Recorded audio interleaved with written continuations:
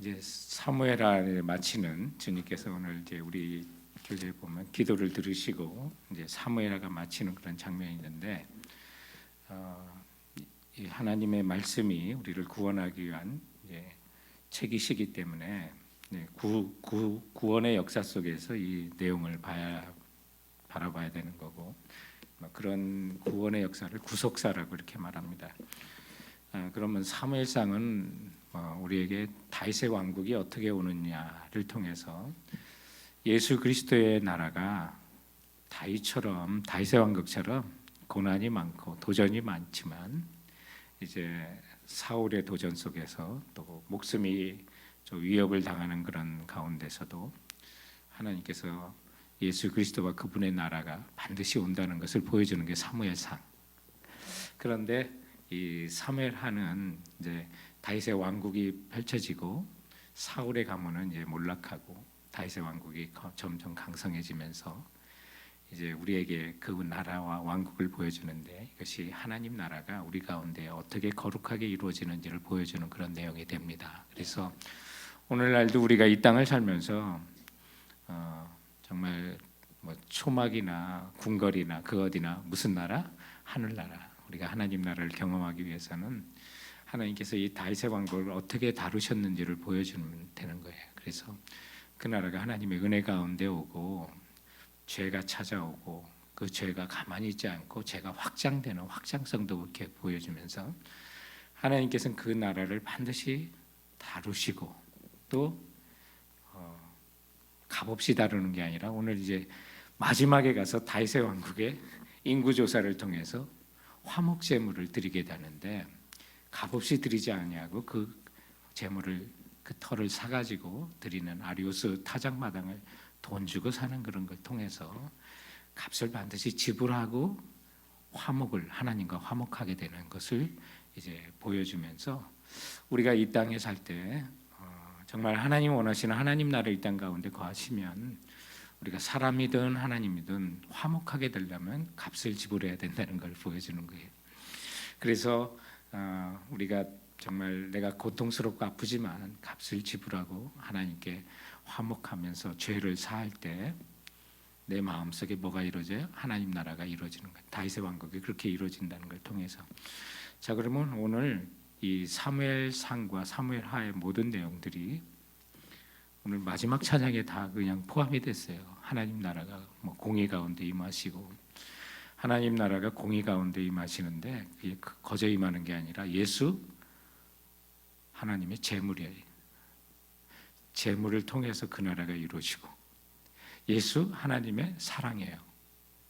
그래서 은혜와 말씀 가운데 우리 죄가 아무리 커도 다윗의 죄가 아무리 커도 하나님의 은혜는 그것을 반드시 용서해 주시고 그 나라를 다시 세워주신다는 거.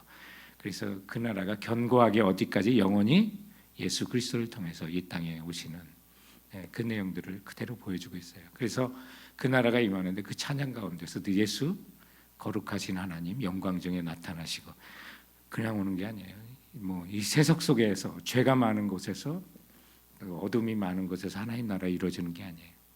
그래서 하나님의 그 사랑이 우리가 회개하고 주님께 용서를 간구하고 달려간다면 주님께서는 언제나 우리를 받아주시고 용서하셔서 정말 예수 그리스도 하나님의 제물을 보시고 하나님 화목하게 받으신다는 그 내용들. 그래서 은혜와 말씀 가운데 그 나라가 임하고 예수 그 하나님의 나라 그 나라는 거룩하신 중에 우리에게 임하는. 그래서 우리가 죄가 더덕더덕 져가지고는 이 땅을 살면서 하나님 나라를 경험할 수 있는 게 아니라 하나님 나라를 경험하려면 우리 죄가 하나님께 용서받고 거룩함으로 임할 때 거룩하신 하나님과 만날 수 있다는 사실을 보여주는.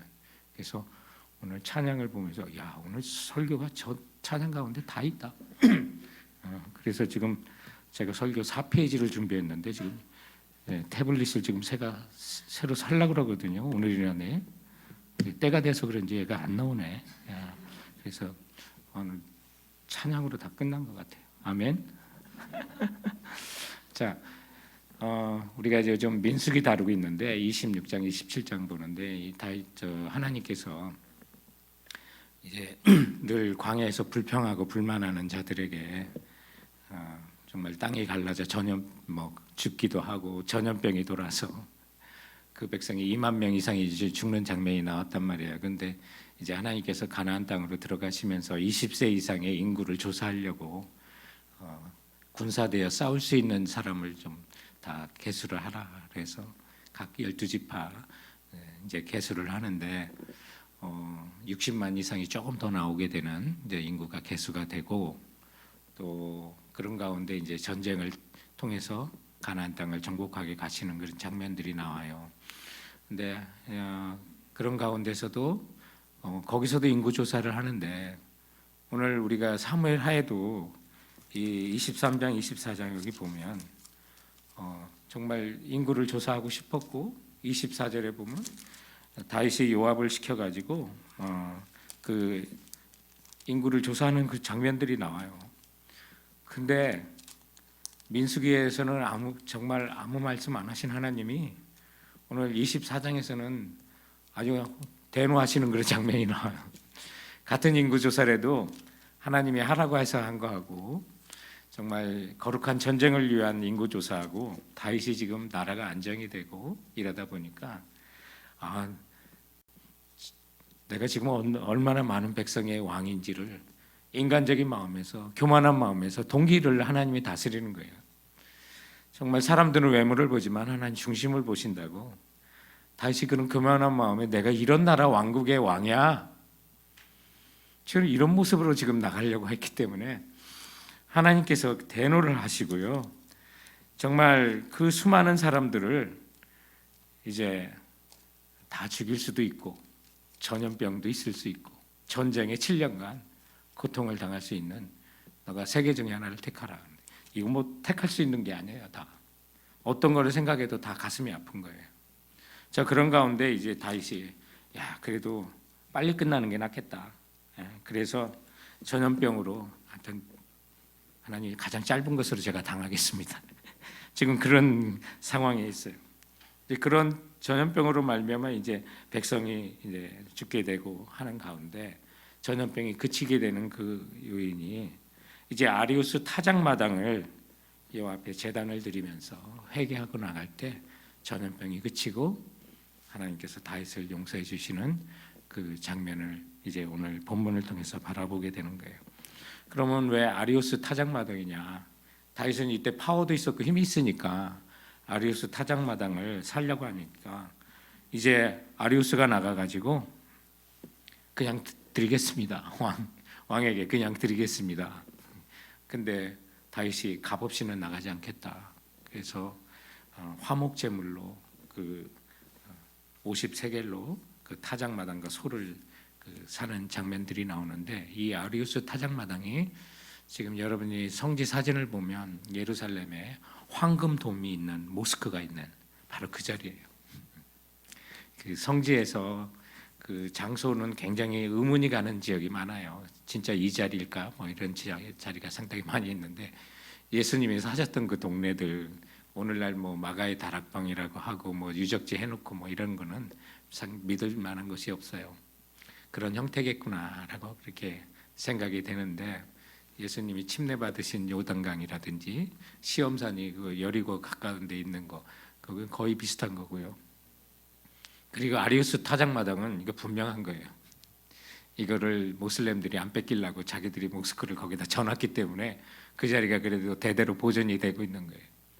예루살렘 식구들이 유대인들이 지금 끙끙 앓으면서 그 땅을 차지하고 싶어서 그 제사를 차지해서 제2의 솔로몬의 성전을 짓고 싶은 그런 솔로몬의 성전을 져서 제사를 다시 지내겠다고 하는데, 그 3차 대전이 일어날 만한 일이니까 가능하지 않는 일이 되는데, 그래서 그 자리가 아브라함이 이삭을 바쳤던 바로 그 모리아산이에요. 그래서 이런 거 다 연결이 되는 거예요. 예수 그리스도. 그러면 여기 화목제물은 뭐예요? 여기서 화목제로 값없이 안 나간다. 그러면 정말 진정한 화목제물은 누구세요? 예수 그리스도. 그분의 나라가 오늘날도 우리가 하나님과 화목하고 하나님 나라를 영원히 우리 가운데 누리기 위해서는 화목제물로 이 땅에 오신 예수 그리스도, 그분을 믿고 의지할 때, 그리고 그분은 바로 다윗에게 약속한 너와 내 나라가 하나님 앞에 영원히 임할 거라고 하는 그 언약의 실체는 예수 그리스도. 그래서 우리가 예수 그리스도를 뭐 화목제물 사모사 우리 찬양이 있잖아요. 다 이제 거기과 연결되는 그런 거예요. 그래서 사랑하는 우리 에제리 자매 여러분, 사무엘 상과 이제 사무엘을 마쳤습니다. 이제 오늘로 이제 에제리 예배가 긴 방학을 갑니다.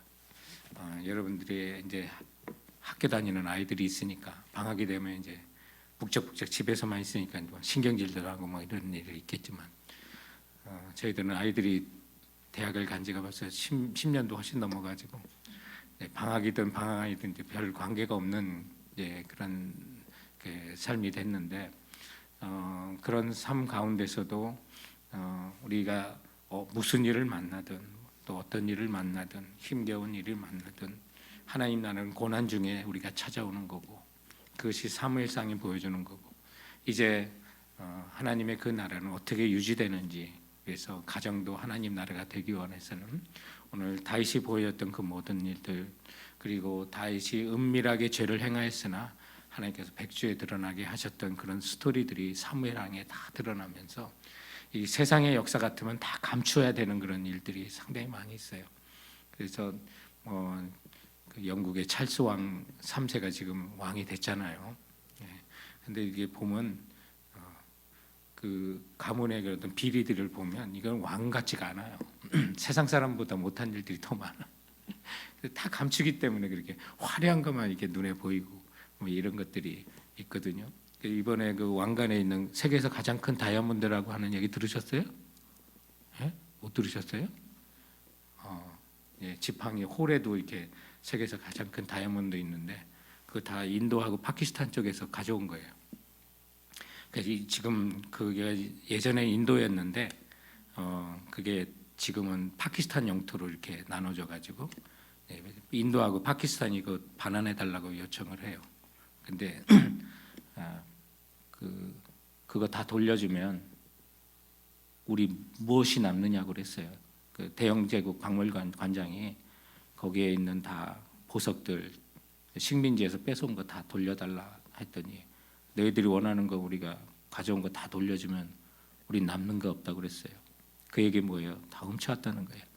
근데 여기서 말씀드리는 거는 정말 그 나라가 뭐 인도든 파키스탄이든 영국이든 서로 화해하려면 화목제물 값을 지불해야 된다는 얘기를 하려고 하는 거예요.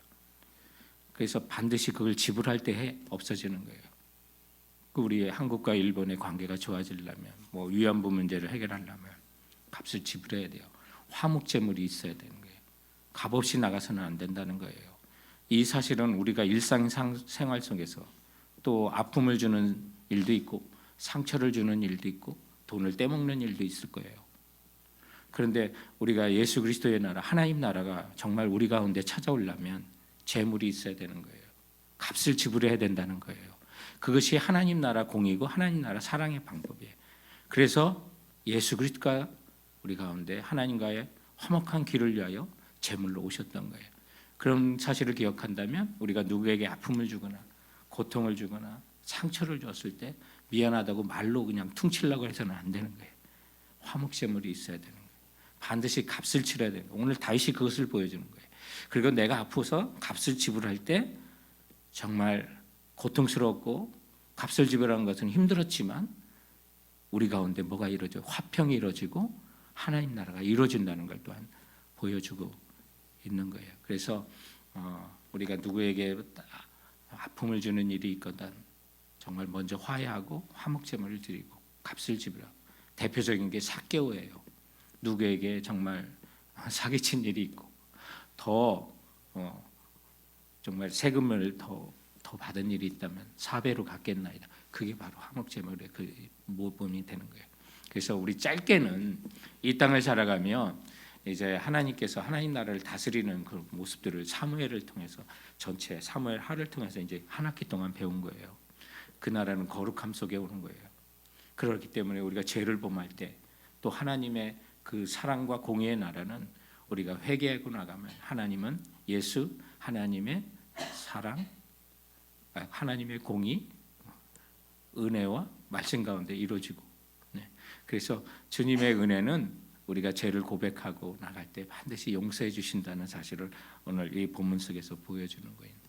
그래서 우리 주님 앞에 예수 그리스도로 말미암아 하나님과 화목하는 길이 열렸을 뿐만 아니라 우리 그리스도인들은 이웃과의 관계에서도 아픔을 주고 어려움을 주면 반드시 화목의 제물을 주셨던 예수 그리스도를 기억하고, 여러분